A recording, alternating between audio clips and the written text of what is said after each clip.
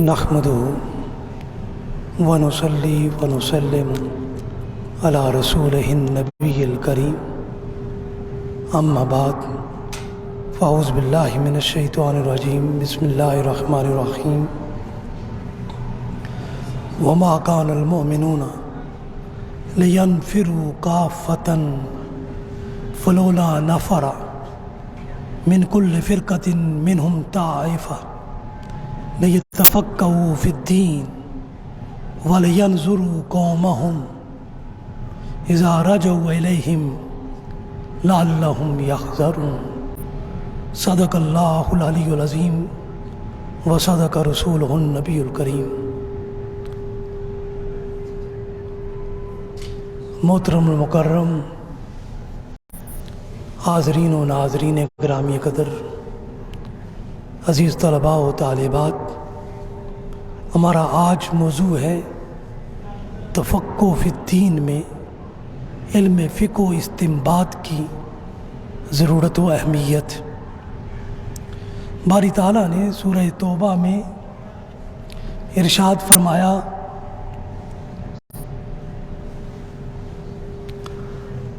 وما كان المؤمنون لينفروا كافة، فرمایا یہ تو نہیں ہو سکتا کہ سارے کے سارے مسلمان ایک ساتھ نکل کھڑے ہوں، تو ان میں ایک گروہ یا قبیلہ کی ایک جماعت کیوں نہ نکلے کہ وہ لوگ دین میں تفقہ یعنی خوب فہم و بصیرت حاصل کریں۔ مائک دیکھیں،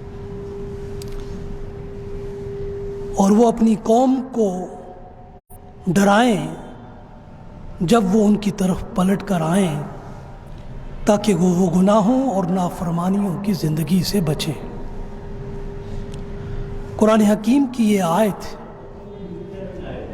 علم فقہ اور علم استنباط کی اہمیت، ضرورت اور افادیت کو خوب ظاہر کرتی ہے۔ قرآن پوری قوم سے ایک طبقے کا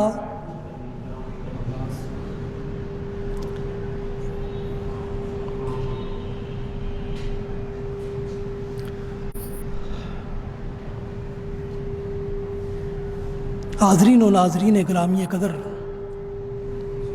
یہ آیہ کریمہ تفقہ فی الدین کے لیے ہمیں اپنی زندگیاں صرف کرنے کی طرف راغب کرتی ہے۔ تفقہ فی الدین کی ذمہ داری معاشرے کی اجتماعی ذمہ داری ہے۔ جب ایک طبقہ اس ذمہ داری کے لیے خود کو وقف کر دیتا ہے تو گویا کل معاشرے کی طرف سے وہ فرض کفایہ ادا کرتا ہے۔ ایسے لوگ سارے معاشرے کے لیے محسن لوگ ہیں جو سب کی طرف سے عائد ذمہ داری کو اپنے کندھوں پر لے لیتے ہیں اور سب کی طرف سے اس ذمہ داری اور فرض کو ادا کرتے ہیں۔ دین میں یہ تفقہ کا پہلو معاشرے کو راہ راست پر گامزن رکھتا ہے۔ قوم کے دل و زبان میں، دل و ذہن میں اللہ اور اس کے رسول کے تعلق کو زندہ رکھتا ہے اور اس کی طرف مراجعت کا احساس دلاتا ہے۔ یہ افراد کو اللہ کی ابدیت کی لڑی میں پروتا ہے اور دنیاوی بربادی اور اخروی ہلاکت سے ان کو بچاتا ہے۔ حاضرین و ناظرین گرامی قدر، قرآن امور سلطنت اور امور دین میں اہل استنباط اور اہل فقہ کی طرف رجوع کرنے کا حکم دیتا ہے۔ جب امور سلطنت کے بڑے بڑے مسئلے امن و خوف کے حوالے سے پیش آتے ہیں تو قرآن کہتا ہے کہ مسائل ہمیشہ حل کرنے کے لیے ہوتے ہیں، تم ان مسائل کا حل اہل لوگوں سے کرو جو اپنے اندر وصف استنباط اور صفت استدلال اور خصلت استخراج رکھتے ہوں۔ اس لیے فرمایا وَإِذَا جَاءَهُمْ أَمْرٌ مِّنَ الْأَمْنِ أَوِ الْخَوْفِ أَذَاعُوا بِهِ وَلَوْ رُدُّوا إِلَى الرَّسُولِ وَإِلَى أُولِي الْأَمْرِ مِنْهُمْ لَعَلِمَهُ الَّذِينَ يَسْتَنبِطُونَهُ مِنْهُمْ، اور ان کے پاس جب کوئی بات امن یا خوف کی پہنچتی ہے تو وہ اسے پھیلا دیتے ہیں، اور اگر وہ اسے اللہ کے رسول کی طرف اور اپنے اولی الامر کی طرف لٹا دیتے تو جو لوگ ان میں اہل استنباط ہیں وہ بات سمجھ جاتے۔ یہ آیہ کریمہ بھی علم فقہ و استنباط کی اہمیت کو اجاگر کرتی ہے۔ قرآن حکیم نے اس آیت میں لفظ استنباط استعمال کیا ہے۔ استنباط بات سے بات نکالنے کو کہتے ہیں، اور نصوص سے اخذ و استدلال کو کہتے ہیں۔ کسی مخفی اور پوشیدہ چیز کو ظاہر کرنے کو کہتے ہیں۔ استنباط کا یہ عمل اجتہاد کہلاتا ہے، اور یہ عمل حقیقت تک لے جاتا ہے۔ اب اہل استنباط، اہل اجتہاد اور اہل فقہ ہر شعبے کے لوگ ہیں۔ اہل سلطنت اپنے مسائل کے حل میں اپنے سیاسی مجتہد کے پابند ہیں۔ اہل فقاہت اپنے مسائل کے حل میں اپنے مجتہد شریعت کے تابع ہیں۔ استنباط قرآن کا ایک ایسا وصف ہے جو ہمیں حقیقت تک لے جاتا ہے۔ غرض کہ امور ریاست کے مجتہد ہوں یا امور شریعت کے مجتہد ہوں، دونوں اپنے اپنے دائرہ کار میں اولی الامر ہیں۔ حاضرین و ناظرین گرامی قدر، اب اس آیہ کریمہ میں لفظ یستنبطونہ استعمال ہوا ہے۔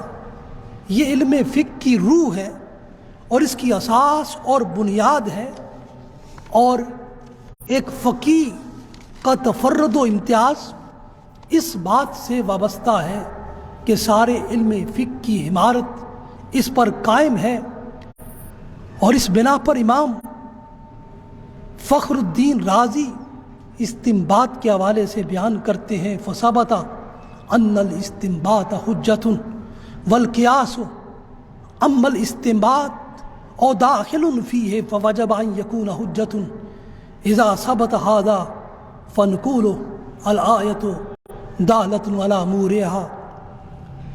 تو فرماتے ہیں کہ اس آیہ کریمہ سے یہ بات ثابت ہوتی ہے کہ استنباط حجت شرعی ہے۔ یہی استنباط قیاس ہے یا خود قیاس ہے، یا استنباط اس قیاس میں داخل ہے، اس لیے ضروری ٹھہرا کہ یہ استنباط حجت شرعیہ ہو۔ تو اس اعتبار سے اب اس آیت سے کئی مسئلے اخذ ہوتے ہیں۔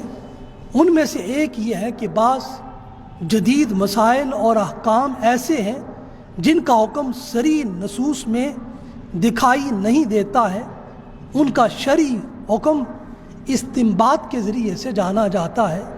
اور دوسری بات یہ معلوم ہوتی ہے کہ استنباط خود حجت شرعیہ ہے، اور تیسری بات یہ معلوم ہوتی ہے کہ عوام پر جدید مسائل میں اہل علم کی تقلید واجب ہے۔ اولی الامر کی انہی ذمہ داریوں اور ان کے کردار کی بنا پر باری تعالیٰ نے یہ اعزاز ان کو بخشا ہے کہ یہ مخلوق کے لیے مشروط متاع بنائے گئے ہیں۔ جب تک وہ اللہ اور اس کے رسول کی اطاعت کرتے ہیں ان کی اطاعت کی جائے گی۔ اس لیے باری تعالیٰ نے ارشاد فرمایا یا ایھا الذین آمنوا اطیعوا اللہ و اطیعوا الرسول و اولی الامر منکم، فرمایا ہے ایمان والو تم اللہ کا کہا مانو اور تم رسول کا کہا مانو، اور ان کا کہا مانو جو تم میں سے اولی الامر ہیں۔ حاضرین و ناظرین گرامی قدر، تاریخ اسلامی میں اولی الامر میں سے دو طبقوں میں سے کو بڑی شہرت حاصل رہی ہے۔ ایک طبقہ اہل دین کا ہے، دوسرا طبقہ اہل حکومت و سلطنت کا ہے، جبکہ بعض آئمہ نے اول الامر سے مراد اہل اجتہاد مجتہدین کو ہی مراد لیا ہے۔ حافظ ابو بکر جساس رازی وہ اپنی کتاب احکام القرآن میں بیان کرتے ہیں وجہ تخصیص المجتہدین انہ جاء فی الآیۃ الثانیہ ولو ردوا الی الرسول والی اولی الامر منہم لعلمہ الذین یستنبطونہ منہم وفسر اولی الامر باہل الاستنباط وہم المجتہدون۔ فرماتے ہیں اولی الامر سے مراد مجتہدین ہی، اور اس تخصیص کی بنا اس آیت پر ہے جس میں فرمایا گیا اگر یہ لوگ اپنے معاملے کو اللہ اور اس کے رسول اور اپنے اولی الامر کی طرف لٹاتے تو ان میں جو مجتہد ہیں وہ اس حکم کو پا لیتے۔ اس لیے اولی الامر سے مراد اہل استنباط ہیں اور وہی مجتہد ہو سکتے ہیں۔ حضرت جابر بن عبداللہ انصاری، حضرت عبداللہ ابن عباس رضی اللہ تعالیٰ عنہ فرماتے ہیں اولی الامر سے مراد اہل فقہ ہیں۔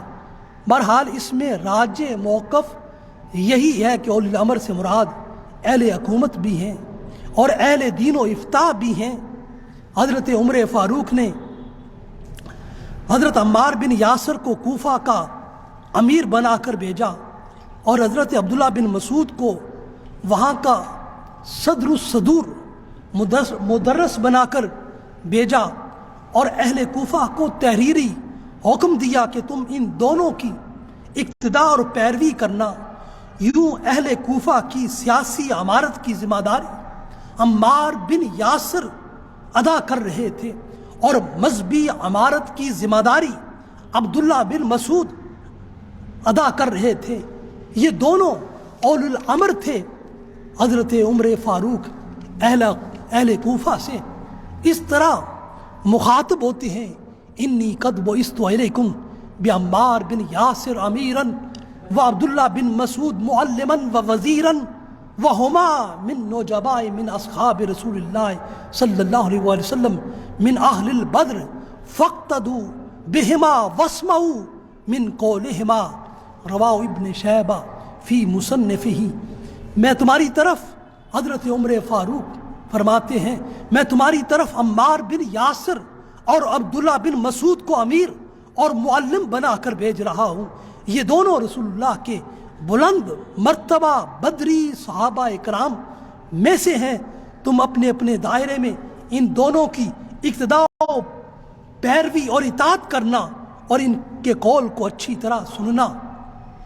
حاضرین و ناظرین گرامی قدر، اب یہ بات واضح ہو چکی کہ اول الامر کے معنی سے یہ دونوں منصب بدرجہ اتم مراد ہیں، اور اسی مضمون کو امام جساس اپنی تفسیر میں حضرت ابو ہریرہ کے قول سے ثابت کرتے ہیں ان ابی ہریرہ انہم امراء السرایا ویجوز ان یکونوا جمیعا مرادین بالآیہ لأن الاسم يتناول جميعا لأن الأمراء يلون أمر تدبير الجيوش والسرايا قتال العدو والعلماء يلون حفظ الشريعة وما يجوز وما لا يجوز۔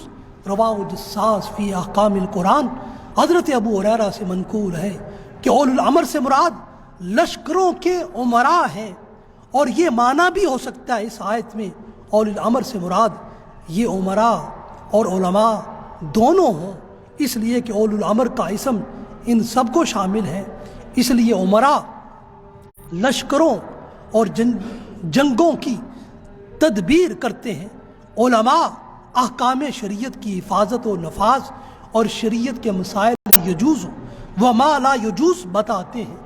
حاضرین و ناظرین گرامی قدر، اسلامی قانون کا پہلا ماخذ اطیع اللہ قرآن ہے، اور اسلامی تعلیمات کا دوسرا ماخذ اطیع الرسول حدیث رسول ہے، اور اسلامی قانون کا تیسرا ماخذ اول الامر منکم اور اول الامر منہم لعلمہ الذین یستنبطون منہم سے مراد علم استنباط اور علم فقہ ہے، اور اس سے مراد فقہا ہیں۔ یہی وہ علم استنباط اور علم فقہ ہے جس کے ذریعے قرآن حکیم کی مختلف آیات میں تطبیق کی جاتی ہے، اور یہی وہ علم ہے جس کے ذریعے حدیث کے مختلف مضامین میں باہم ترتیب دی جاتی ہے۔ یوں آیات کے مضامین کے باہمی اختلاف کو دور کرنا اور حدیث کے مفاہیم کے بظاہر تناقض کو ختم کرنا علم اصول کے بغیر ممکن نہیں ہے۔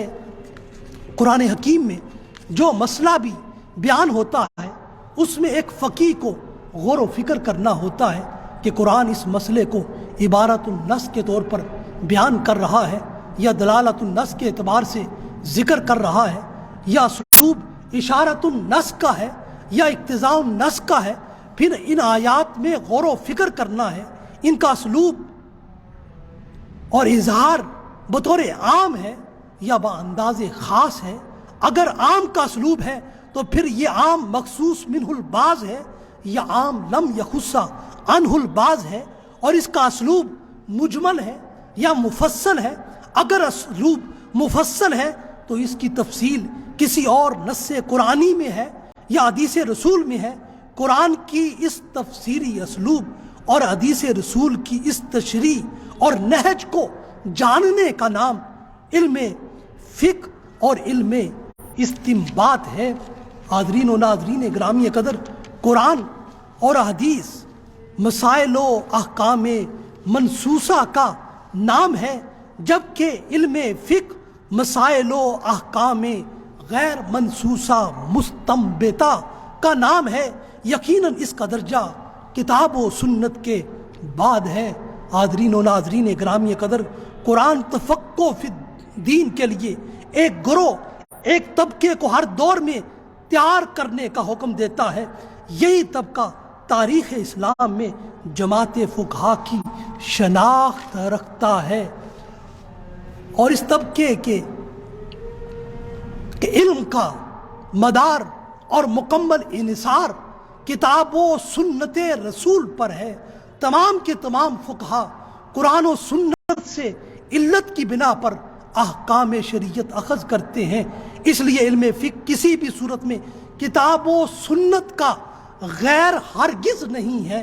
علم فقہ میں قرآن و سنت کے ہی احکام بالواسطہ طور پر نمایاں ہو کر ہمارے سامنے آتے ہیں۔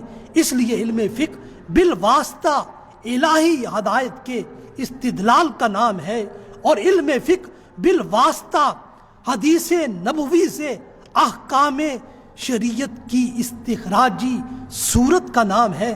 یہی وجہ ہے قرآن اپنی ہر حدیث اور اپنی ہر آیت میں بھی فقہ الآیہ کا احساس دلاتا ہے۔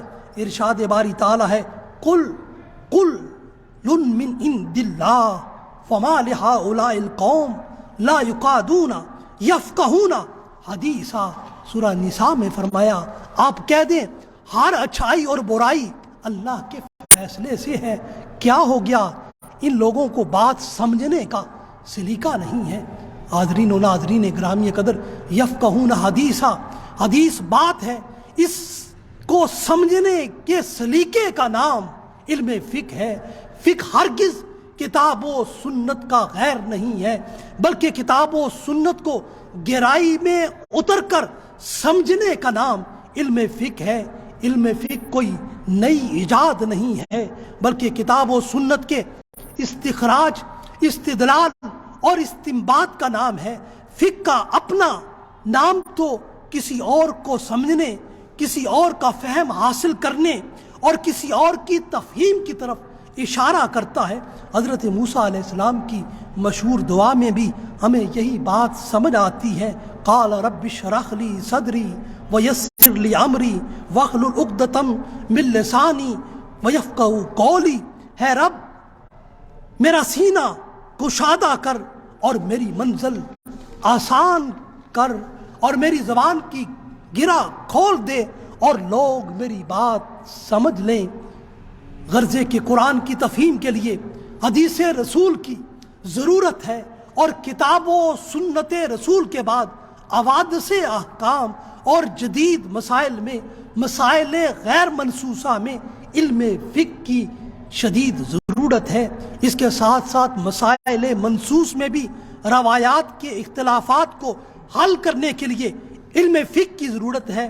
اس لیے کسی روایت کو تقدم حاصل ہے، کسی روایت کو تاخر حاصل ہے، اور کسی چیز کو ترجیح دی جائے، یہ کام علم فقہ کے ذریعے ہی معلوم ہوتا ہے۔ ان میں تطبیق ہمیں علم فقہ سکھاتا ہے، احکام کو علم فقہ نکھارتا ہے، نصوص کو فہم کامل فقہ کے بغیر ممکن، نصوص کا فہم کامل علم فقہ کے بغیر ممکن نہیں ہے۔ نصوص کتاب اور حدیث محدود ہیں، جبکہ روز روز پیش آنے والے مسائل اور انسانی ضرورتیں لامحدود اور لا تعداد ہیں۔ شریعت ان کا بھی حل کتاب و سنت کے علم استنباط اور علم فقہ کے ذریعے سے دیتی ہے۔ حاضرین و ناظرین گرامی قدر، علم الاستنباط اور علم الفقہ کو حاصل کرنا ہی تفقہ فی الدین کی بہترین صورت ہے، اور تفقہ فی الدین کا اصول ایک بڑی نعمت اور عظیم سعادت ہے۔ اس بنا پر حضرت عبداللہ ابن عباس روایت کرتے ہیں کہ رسول اللہ صلی اللہ علیہ وسلم نے ارشاد فرمایا، من یرد اللہ بہ خیرا یفقہہ فی الدین، رواہ ترمذی۔ باری تعالیٰ جس بندے کے ساتھ خیر کا ارادہ فرماتا ہے اسے اپنے دین کا فقیہ بنا دیتا ہے۔ حاضرین گرامی قدر، تمام انسان بھی کانوں کی طرح ہیں، جیسے ہم دیکھتے ہیں کوئی سونے کی کان ہے، کوئی پیتل اور تانبے کی کان ہے، کوئی نمک کی کان ہے، اسی طرح لوگ بھی مختلف کانوں اور خاندانوں سے جو تعلق رکھتے ہیں، جو چیز ان کو ایک دوسرے سے ممتاز اور منفرد کرتی ہے وہ ان کا تعلم ہے اور ان کا تفقہ کا عمل ہے، پھر اس علم اور فقہ کا اظہار ہے۔ اس حوالے سے حضرت ابو ہریرہ رضی اللہ تعالیٰ عنہ سے مروی ہے کہ رسول اللہ صلی اللہ علیہ وسلم نے فرمایا، الناس معادن فخیارہم فی الجاہلیہ خیارہم فی الاسلام اذا فقہوا، رواہ البخاری و مسلم۔ لوگ فرمایا کانے ہیں، جو لوگ جاہلیت میں اچھے تھے اسلام میں بھی وہی اچھے ہوں گے جب وہ سمجھ بوجھ اور فقہ کو جاننے والے ہوں۔ حاضرین و ناظرین گرامی قدر، تفقہ فی الدین نے امت میں ایک تحریک بننا تھا، قرآن و سنت کی تعلیم کے لیے ایک مؤثر ذریعہ بننا تھا، اور امت مسلمہ کے ایک تعلیمی عمل کے قالب میں ڈلنا تھا۔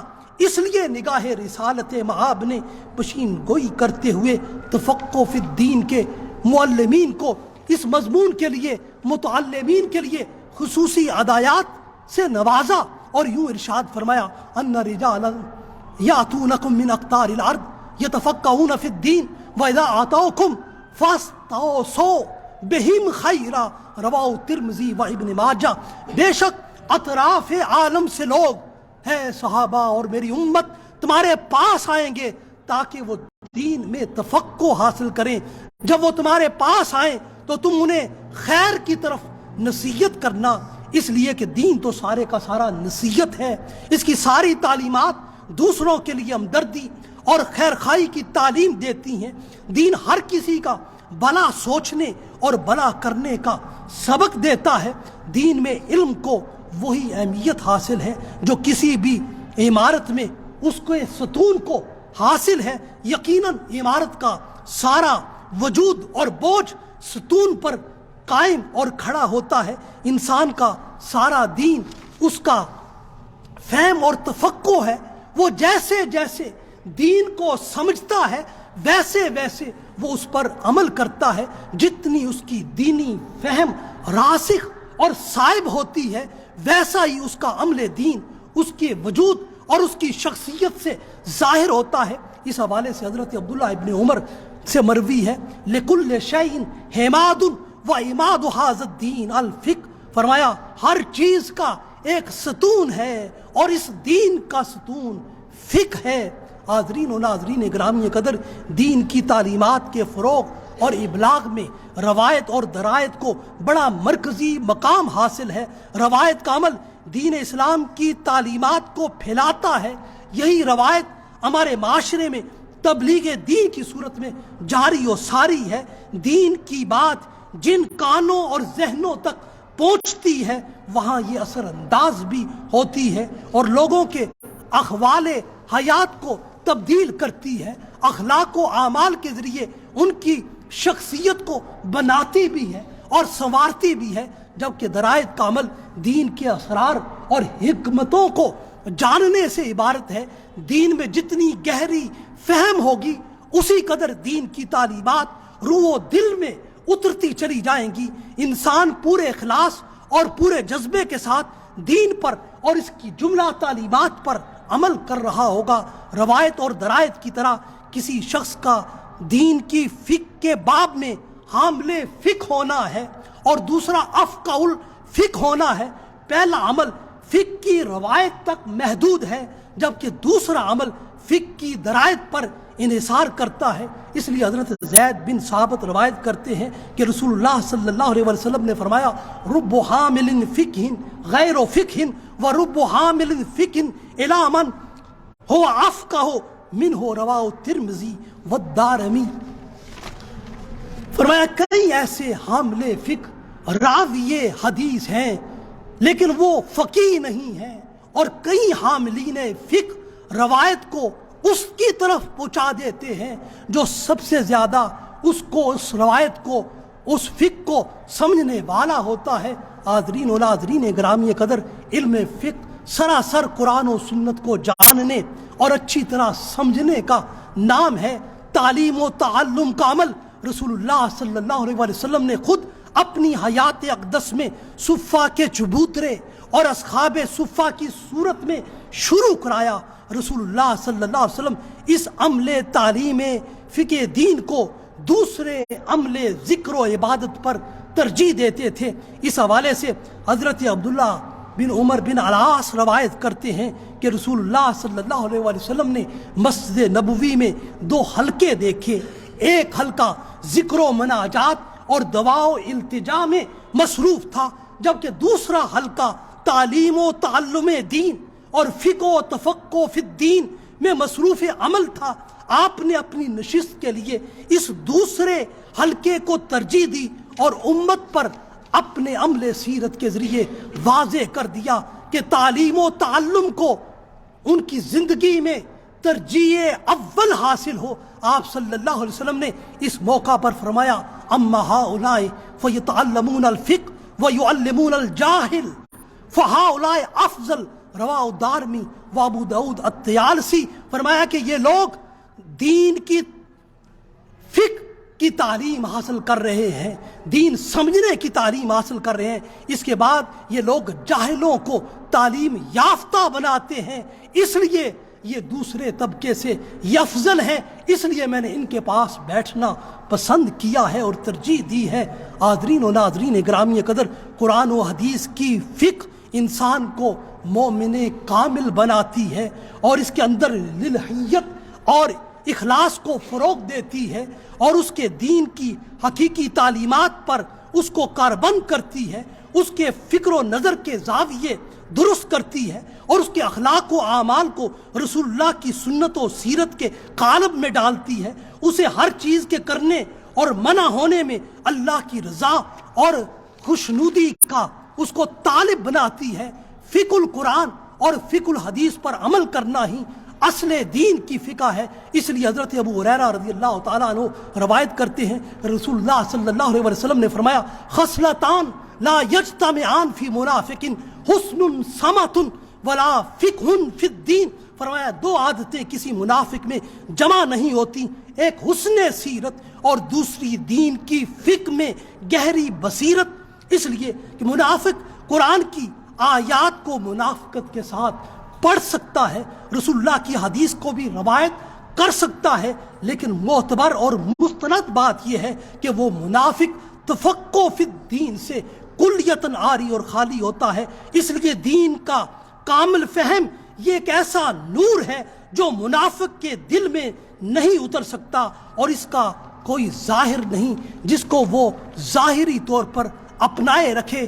اس لیے دین کا فہم سراسر نور ہے اور یہ ہر بناوٹ اور ہر منافقت سے مبرہ اور منزہ ہے۔ حاضرین و ناظرین گرامی قدر، خلاصہ کلام کی طرف بڑھتے ہوئے عرض کروں کہ علم فقہ شرعی احکام اور مسائل کے جاننے کا نام ہے، جس علم کو قرآن نے علم استنباط کا نام دیا ہے۔ علم فقہ یفقہون حدیثاً کا نام ہے۔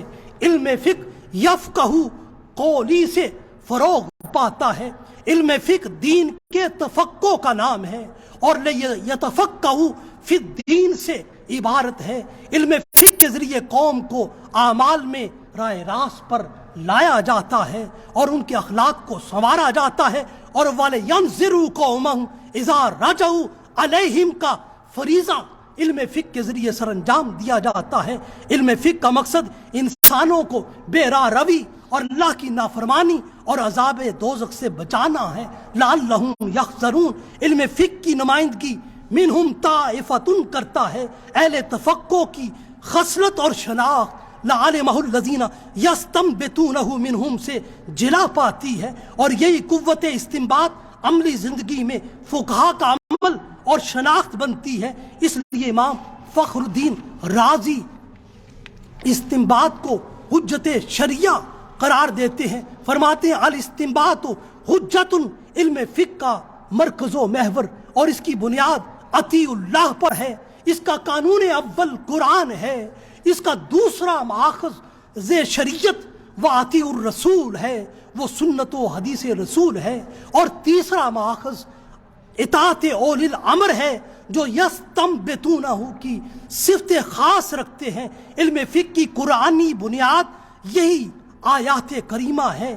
علم فقہ حفظ شریعہ اور احکام شریعہ کی حفاظت اور عملداری کا نام ہے۔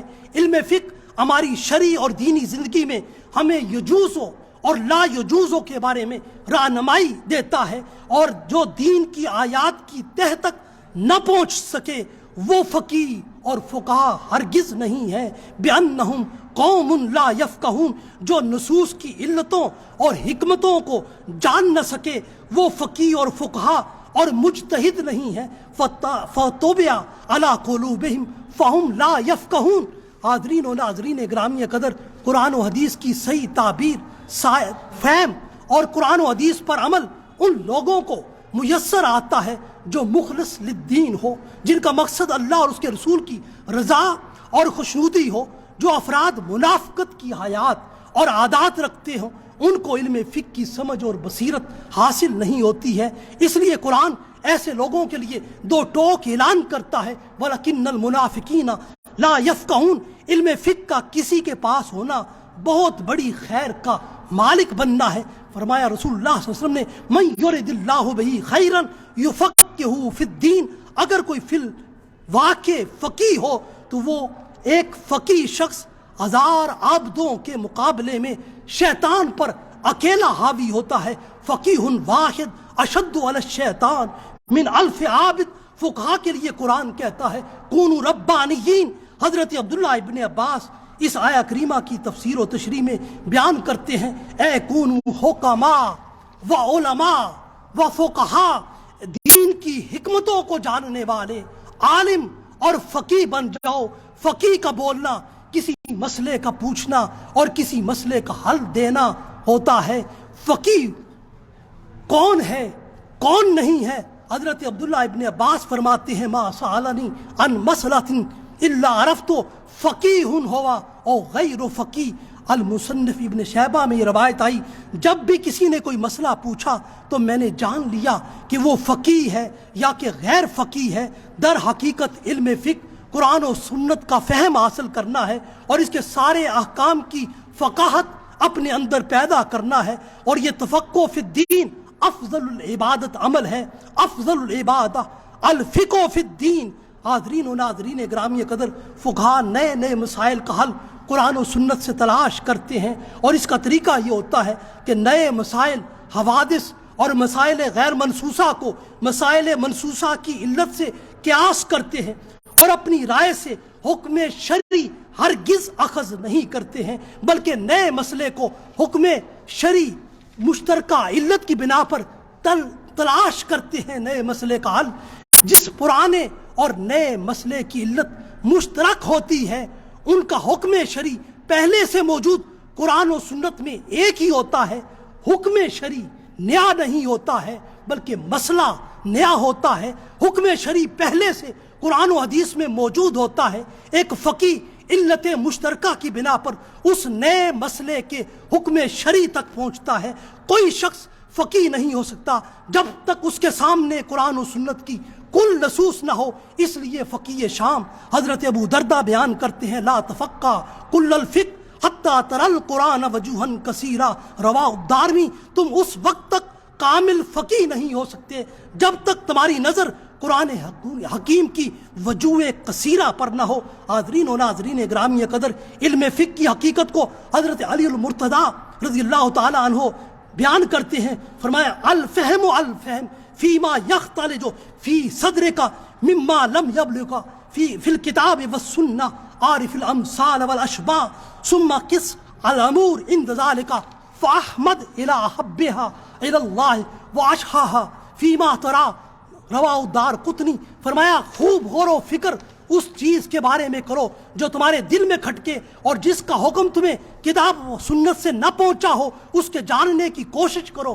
اس کی امثال اور اس کی ملتی جلتی صورتوں کو خوب پہچانو، پھر اس موقع پر قیاس سے کام لو اور وہ پہلو اختیار کرو جو اللہ کو بہت زیادہ پسند ہو، وہ تمہاری نظر میں حق سے زیادہ قریب ہو۔ حاضرین و ناظرین گرامی قدر، قرآن حکیم نے علم فقہ کی 3 بنیادیں امت مسلمہ پر واضح کی ہیں کہ وہ حکم شرعی ایسا ہو جس میں عدم حرج ہو، جس میں تکلیف ہو، جس میں تدریج کا گوشہ نمایاں ہو۔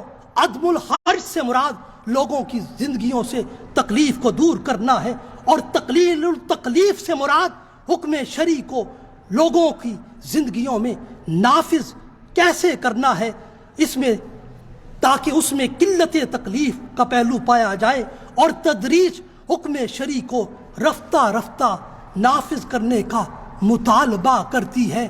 حاضرین و ناظرین گرامی قدر، ان ساری توضیحات سے یہ بات سمجھ آتی ہے کہ علم فقہ قرآن و حدیث کا غیر ہرگز نہیں ہے۔ علم فقہ مسائل غیر منصوصہ کو نئے سرے سے بنانا نہیں ہے، بلکہ اجتہاد کے ذریعے ان کے احکام شریعت کو دریافت کرنا ہے۔ مسائل نصوص شریعت میں پہلے سے موجود ہیں، لپٹے ہوئے، مخفی اور پوشیدہ ہیں۔ ایک مجتہد کا علمی اور اجتہادی کمال یہ ہوتا ہے کہ وہ مخفی اور پوشیدہ احکام کو نصوص سے علت کی بنا پر تلاش کر لیتا ہے، اور یہ ایسے ہی جیسے سائنسدان ذرے میں کوئی طاقت پیدا نہیں کرتے۔ ایٹم میں یہ طاقت پہلے سے موجود تھی مگر مخفی تھی۔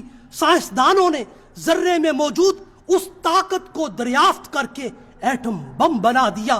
اسی طرح ایک فقی کتاب و سنت کی نصوص کو پہلے ہی اپنے سامنے رکھتا ہے، اور کسی بھی نئے مسئلے کا حکم شرعی پہلے ہی ان نصوص کے اندر موجود ہوتا ہے مگر پوشیدہ ہوتا ہے۔